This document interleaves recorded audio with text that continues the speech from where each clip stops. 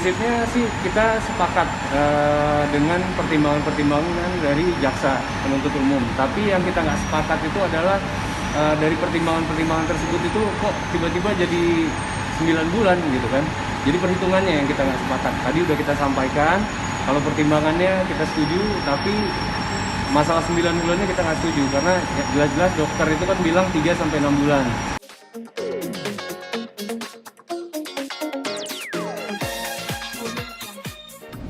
Perkara bahwa dalam tuntutan rekan jaksa penuntut umum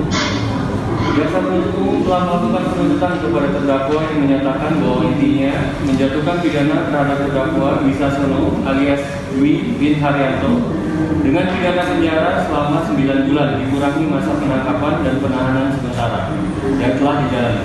Dengan ketentuan masa pengobatan dan masa perawatan yang telah dijalani oleh terdakwa diperhitungkan sebagai masa menjalani hukuman dan terdakwa menjalani sisa pemidanaan tersebut dengan melakukan pengobatan atau rehabilitasi di RSKO Jakarta Cibubur, Jakarta Timur. Bahwa sehubungan dengan lamanya masa menjalani pidana rehabilitasi selama 9 bulan tersebut, menurut kami, jaksa penuntut umum sangat tidak memperhatikan fakta-fakta dalam persidangan sebagai dasar dan acuan jaksa penuntut umum dalam melakukan penuntutan, sehingga menimbulkan pertanyaan apa dasar yang membuat jaksa penuntut umum menuntut terdakwa untuk menjalani rehabilitasi selama 9 bulan, sedangkan fakta-fakta dalam persidangan yang telah terungkap membuktikan berbeda. Maka berdasarkan hal tersebut kami mempunyai pendapat yang berbeda dari apa yang telah dituntut oleh jaksa penuntut umum. Sebagaimana fakta persidangan sebagai berikut. Bahwa berdasarkan kesaksian saksi Dr. H. Lusikoy, SH, SP, KJ, yang dalam keterangannya di bawah sumpah pada persidangan menjelaskan bahwa saksi adalah dokter yang melakukan perawatan medis kepada terdakwa. Selama terdakwa menjalani proses rehabilitasi pada rumah sakit ketergantungan obat dan menemukan fakta bahwa terdakwa tidak dalam taraf kecanduan narkotika jenis ganja dan terdakwa dikategorikan sebagai pengguna rekreasional, artinya bukan pengguna aktif.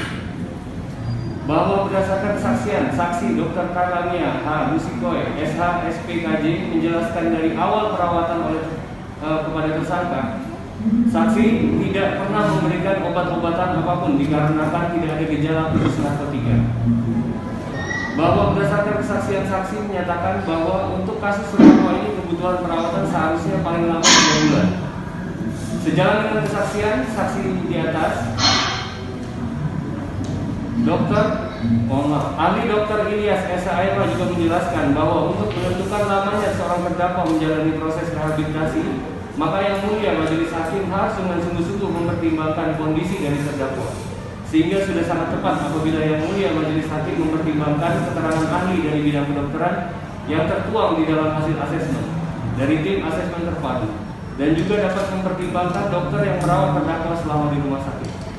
Bahwa merujuk pada keterangan saksi Dr. Karlamia yang menyatakan bahwa terdakwa dapat menjalani rehabilitasi pada RSKO selama 3 bulan dan dihubungkan dengan surat hasil asesmen terpadu nomor R-6-6-KA-00.04-2020-BNNK Jaksel tertanggal 3 Juni 2020 dari tim asesmen terpadu yang menyatakan bahwa terdakwa didiagnosa F12 serta memberikan rekomendasi yang pada intinya menyatakan terdakwa dapat menjalankan proses rehabilitasi rawat inap guna mendapatkan pengobatan dan perawatan dalam rangka pemulihan baik secara medis maupun sosial selama 3 bulan sampai dengan 6 bulan di rumah sakit ketergantungan obat.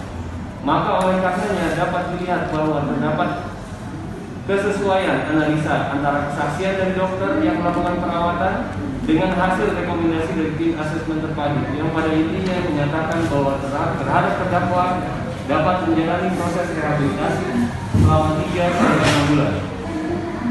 Sebagai informasi, masa rehabilitasi yang disampaikan dalam surat hasil asesmen di atas adalah estimasi paling cepat atau paling lambat.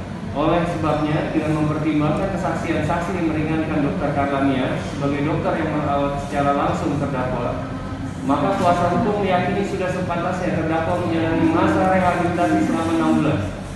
Yang mulia majelis hakim pemeriksa perkara, berdasarkan fakta-fakta terungkap dalam persidangan tersebut di atas, yang mana terdakwa belum termasuk dalam kategori kecanduan, maka menurut kami penasihat hukum terdakwa sudah selayaknya terdakwa mengikuti program rehabilitasi selama 6 bulan dengan dipotong dengan masa rehabilitasi dan penahanan yang telah dilalui oleh terdakwa sampai dengan saat ini, atau melakukan rehabilitasi secara rawat jalan dengan biaya yang ditanggung sendiri.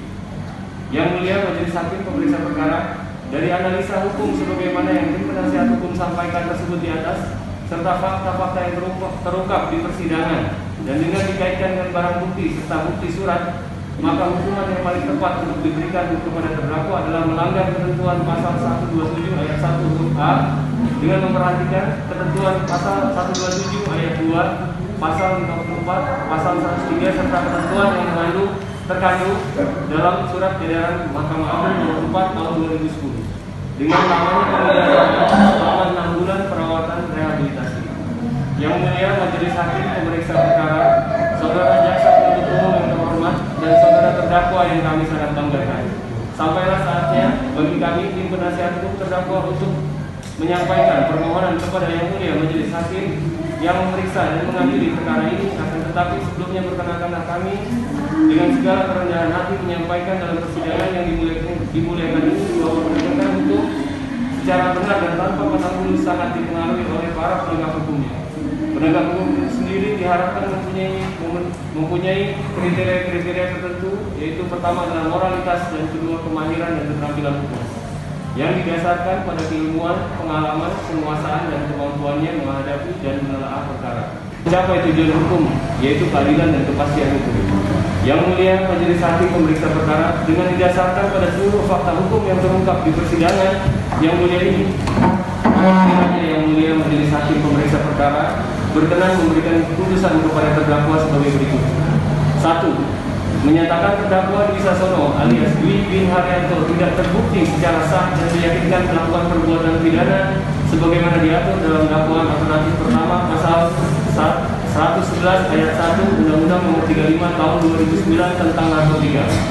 2. Menyatakan terdakwa adalah korban penyalahgunaan narkotika golongan 1 yang secara sah dan meyakinkan melanggar ketentuan pasal 127 ayat 1 huruf A Undang-Undang Nomor 35 Tahun 2009 tentang narkotika. 3. Memerintahkan terdakwa mengikuti program rehabilitasi pada Rumah Sakit Ketergantungan Obat pada Jalan RS Fatmawati Cibubur Jakarta Timur atau pada Badan Nasional Narkotika DKI Jakarta selama 6 bulan dengan dipotong masa penahanan dan proses rehabilitasi yang selama perkara ini dijalani oleh terdakwa atau memerintahkan terdakwa untuk melakukan rehabilitasi secara rawat jalan dengan biaya sendiri, atau apabila yang mulia Majelis Hakim yang memeriksa dan mengadili perkara hukum berpendapat lain, mohon putusan seadil-adilnya. Demikian nota pembelaan atau pledoi kami sampaikan, dan atas perhatian yang mulia Majelis Hakim kami ucapkan terima kasih.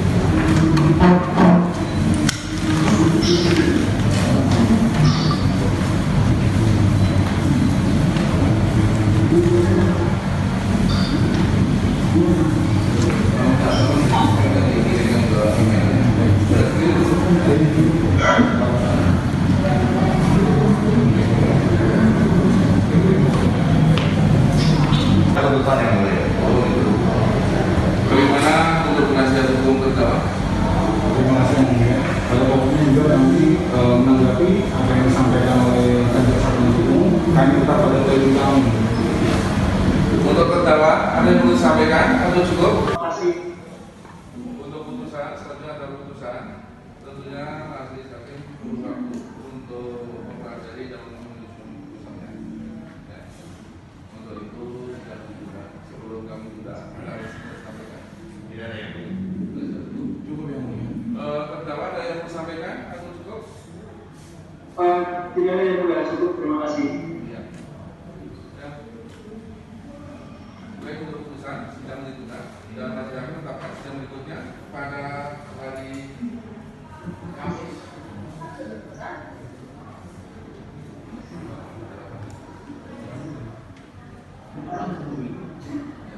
Tanggal 8 Oktober tahun 2020 pukul 13.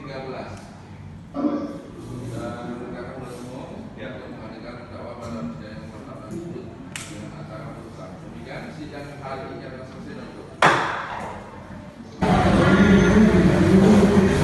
Baiknya, sesuai berita acara kalau Bapak pada hari ini pembelaan atau pledoi dari penasihat hukum terdakwa.